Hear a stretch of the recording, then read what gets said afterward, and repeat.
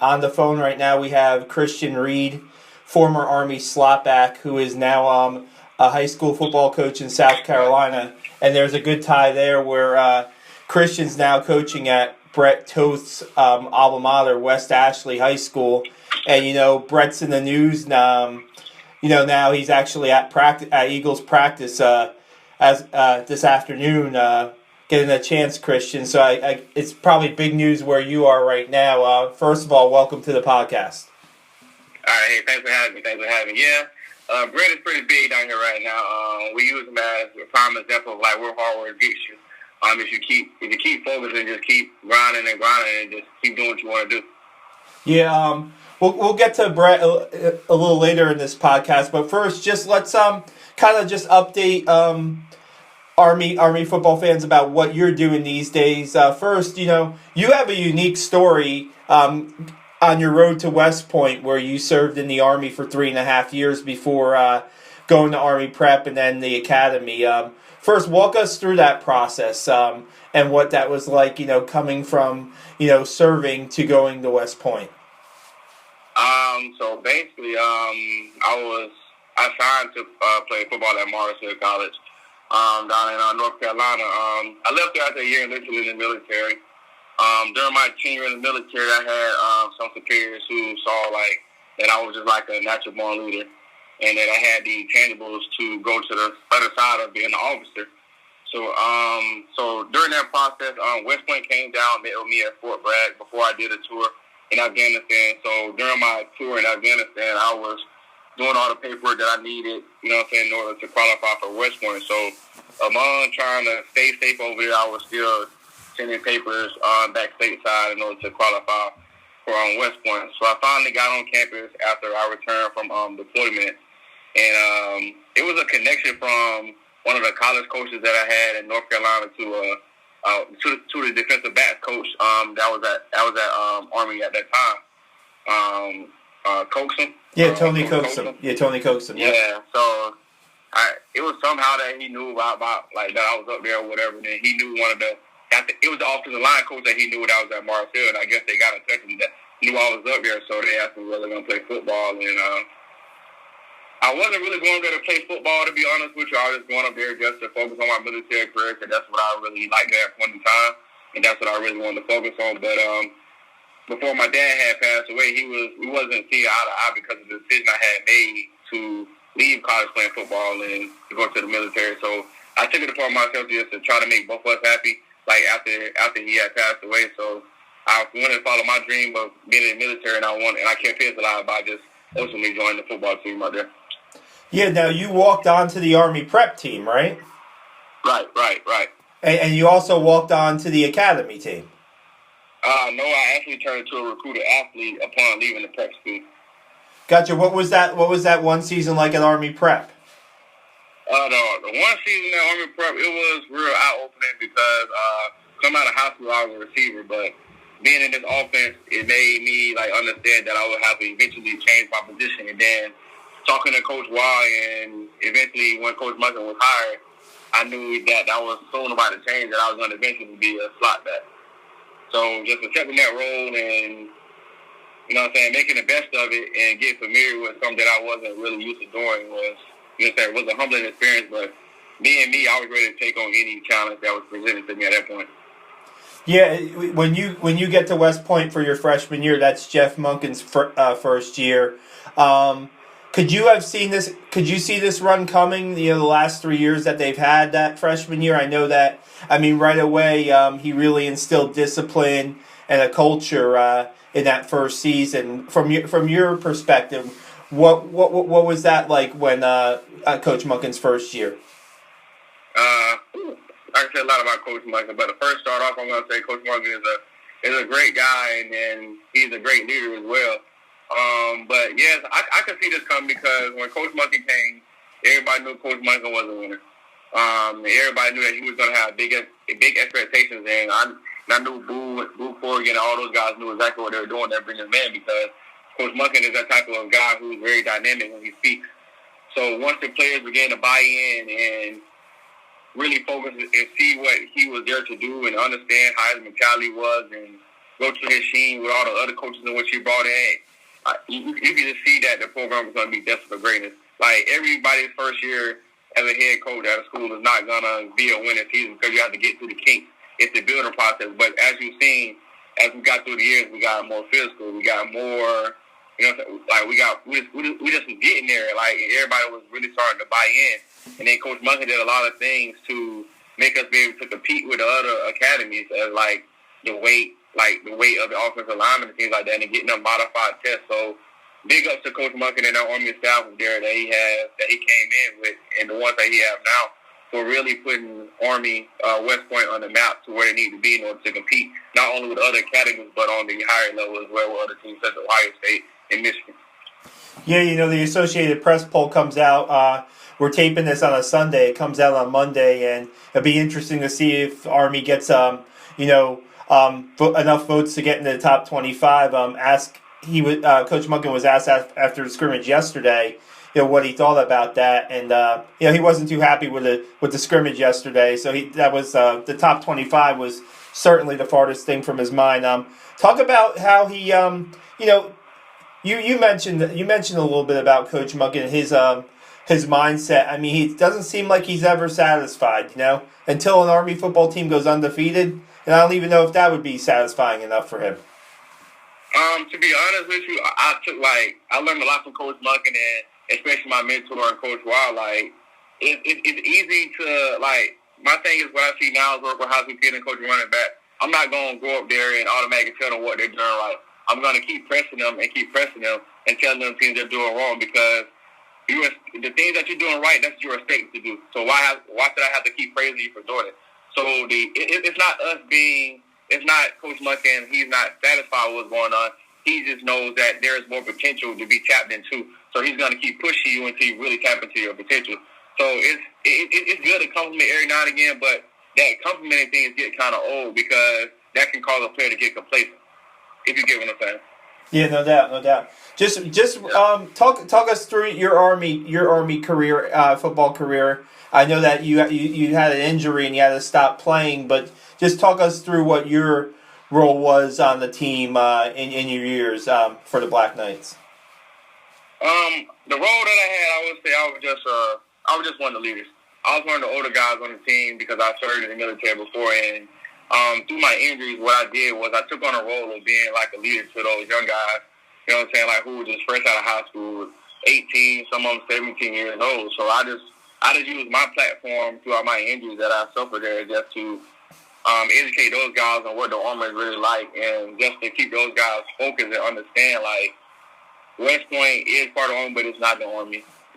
Just to keep those guys encouraged, and, like, if they feel something, like, don't be discouraged, because the only thing the Army is there to do is to build you, is to break you down and build you up. And essentially that's what West Point was to do. And essentially that's what West Point does too. Going through the sea beer, all that summer things, they're just trying to make you real tough, because as everybody knows, the Army is only 1% of the American population, so it's only 1% of us who really choose to take that route. And then we're not just defending for offense, we're defending for everyone's family. It's bigger than us, and that's what Coach Monken preached about, like, during the brotherhood. It's about your brother standing next to you, like, it's enduring the fight with each other, enduring the suck. And when it's time to lean on somebody, lean on to your brother to your left and right. And essentially that's what the Army is about too. Even though Coach Monken never studied, even though Coach Monken never been in the Army, he had a lot of the qualities that my leaders had when I was in the military. And that's just be a great leader. Don't put your shoulders to things that you won't want to do. Like, build them up, like, teach them the right ways, the ins and outs of everything. And then just let them know what the ultimate goal could be. And that's to get the mission done at the end of the day. And the mission at West Point was always beat Navy. Now you see they're on the streak of beating Navy, and that goes back to his freshman year. That was one of the things he embedded in us when I was a freshman. In his first year there, it was just like, hey, we're gonna beat Navy. Like, everybody knows that's the Super Bowl of any academy, but everybody was just satisfied at one point in time. Okay, if we beat Navy and Air Force, okay, that's a great season. But Coach Monken wanted us to be better than that. Let's beat every team plus Air Force and Navy, and then it's just kudos to Coach Monken and the great person he is, and I still look at him to this day. So that's all I like to say about that. Yeah, how much pride do you have as a former Army football player to see where the program's at right now?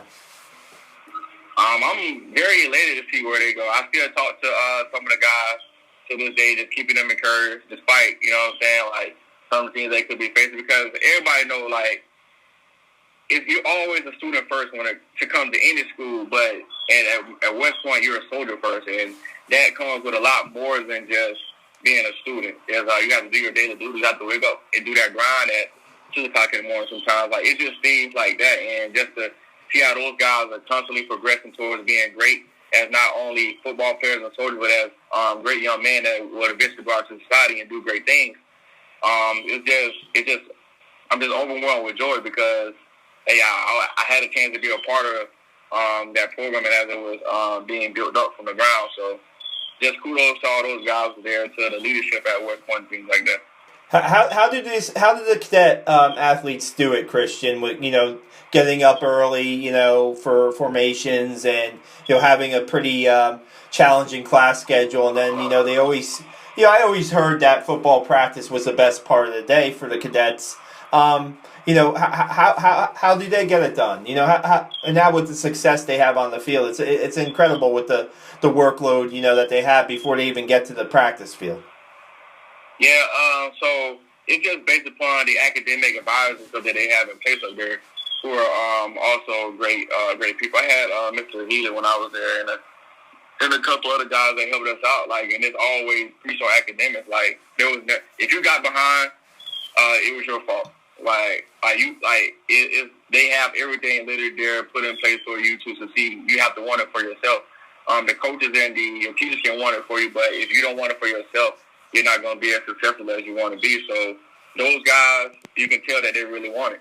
Like, those guys, they really want it. Like, someone reach out and said, like, hey, man, thanks for always standing to the face and keeping us encouraged, because, like, I know what it takes, and I know, like, how hard it could get. It's easy to find yourself getting behind the curve up there. It can just be one little thing, and it's just, like I keep saying, like, I'm just happy for those guys up there at this point in time and what they have going on, and seeing those guys endure enduring the suck and just actually prevailing through it. And prevailing through it, just, I don't know, I'm just ecstatic with those guys, and those are some of the guys I got a chance to play with and build great relationships to this day. We're here with Christian Reed, former Army football player who is now in his first year as a football coach at West Ashley High School in Charleston, South Carolina. Christian, talk about now high school football season's starting, the practices are starting. Talk about how it's gone for you so far early on, and how you're taken to this coaching position. Well, this past Friday we actually had our dress rehearsal at Jamboree. We won 21-6. We started off kind of rough, but hey, man, like, it's just being a first year coach and having a first year head coach on this new staff with me as well. It's been a journey, but it's going to be a rewarding journey in the end, because the players are learning. They're buying into what we're trying to do. We're changing the whole culture of the program. So it's similar to what Coach Monken did when he was at Army. And the same situation I'm back in, but I'm on the opposite side now. I'm a coach now. So just looking back and seeing the things that Coach Monken used, I'm using those with my players.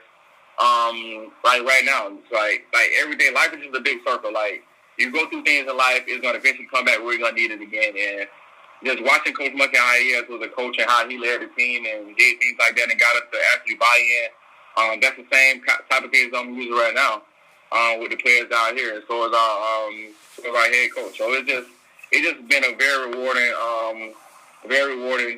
experience so far. My running backs had a great showing. We had two of my running backs score touchdowns. We won 21-6, but hey, this is a team sport, so I'm not going to talk about my guys. It was a full team effort to go out there and get the win for the Jamboree. We got a tough game coming up this Friday that we get prepared for now, and I can't wait to see these guys in that for a full 4 quarters. No doubt. Hey, talk about how the job came about for you. What were you doing before that, and how you were able to get the position? Well, the job came about through one of my great friends from high school, Shaq Hill. He coaches the linebackers down here. So I was in Daytona Beach, Florida, doing some skills training and just individual training for a lot of athletes down there in that Daytona Beach area, in Miami area. And Then I came back to Columbia and was running my own youth program that I had started, just teaching leadership to kids in high schools and things of that sort. He sent me a text and say, "Hey, Coach, where you coaching at this year?" I was then at my old middle school, ERI. Getting ready to coach the receivers and DBs over there. And then this opportunity was just one. I came to Charleston, checked out the scene, met the coaches, seeing how they interacted, and it's just an opportunity that I just didn't pass up. At that point in time,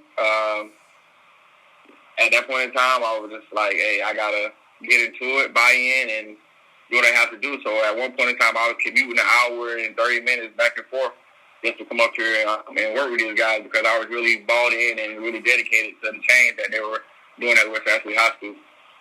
Now, your role at the school is not just football coach, right? You're also an advisor, or? Yeah, I'll be a student concern specialist at the school where I just interact with students and their behavior, and I'm just like a mediator of some sort. So my thing is now, man, like when I'm in a building with the students, I don't see athletes, I see all students because every athlete is a student first. So that's gonna be my key thing, and getting these kids to buy in about, hey, you can be the world's greatest football player, but if your academics aren't right, that'll turn coaches away from you real fast. Are you still running your group that you were talking about? Yeah. Yes, I'm still running that. It's called 8 is the Thing 365. It's basically in memory of the late Brandon Jackson, February 28, God bless his soul. But yeah, everybody knows Brandon Jackson was a stand-up guy. He can walk in the room and light it up with a smile. He embodied a lot of things of great leadership, great person, just overall great guy. And I formed a program around that because he touched me in a way that I wanted to let a lot of other people know how he touched me and pass those tangible items onto those kids coming up through the ranks of now, through high school and things like that. It's just based upon where the world is going, and we need a lot more younger leaders because that's who eventually is going to fall back on, are the people that's coming up within society now through the colleges, graduating, seniors, things like that. So I'm just trying to instill those values that Brandon had into him to the seniors in high school and juniors and sophomores and freshmen, all the way down to the elementary level, because it's never too early to start teaching leadership to kids. So that's what I'm doing amongst being a coach and also work within the school district. Keeping busy, right? Jeez. Yeah. Yes, sir.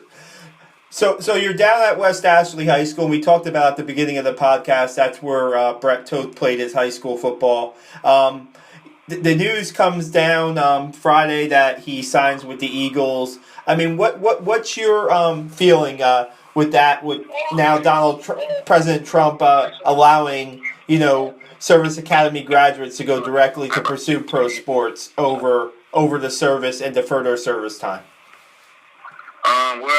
Like I was telling somebody the other day, Army and just the way the culture is and where Coach Monken has that program going, I won't be surprised they land a 5-star retreat within the next 2 years because that's the caliber of program that they have built up there. And Coach Monken is probably the best coach in the country when it comes to turning programs around. Much respect to him, as I've been saying through this whole podcast, and that just puts West Point on another level of being the number one public school and always on the Forbes ranking and things like that. That just put them that just set the bar even higher for them and their elite status that they already have. So that is a big step for not just Army but all the academies. Yeah, I mean, you played your high school ball at South Carolina, and you look at like what Brett came from. I mean, he was 225 pounds his freshman year at Army. Right. Yeah, you probably remember that, right? And then he's playing. Right. Then he's playing 300 pound tackle his senior year, and NFL scouts are coming to practices and games on a regular basis. What did you see? What did you think was the key for him? Because I know he's a very cerebral player and a very smart guy.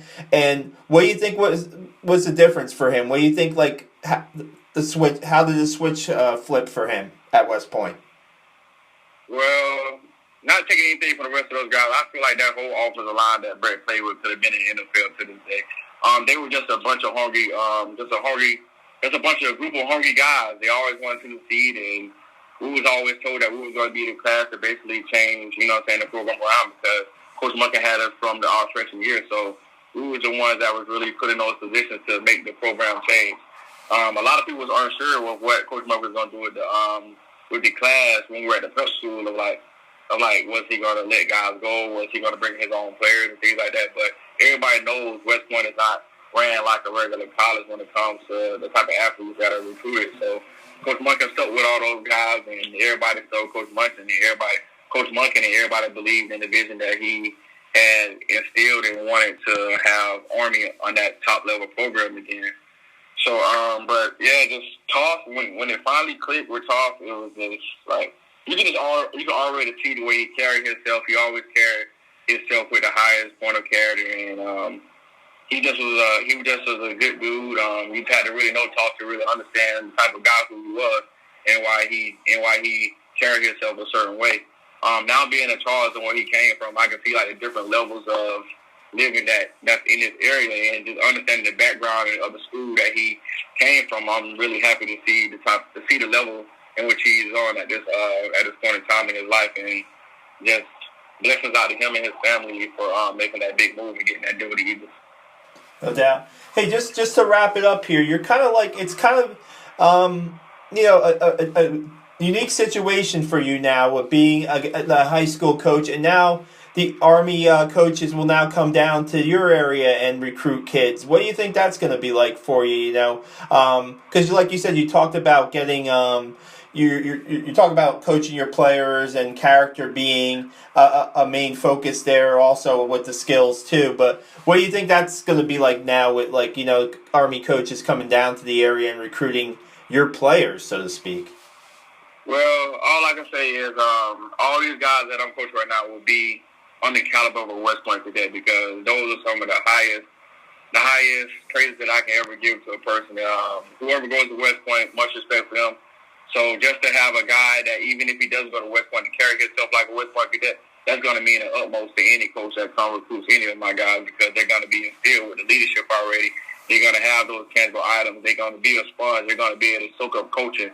So it's just the things that I learned from West Point that are preached to my guys, which kind of made them like over the top players, not only just on the field, but in life and in the classroom as well. So I think it's gonna be a great bond between me and the coaches up there, because, like I say, on my time up there, I did everything that I was supposed to do. I carried myself in the right way.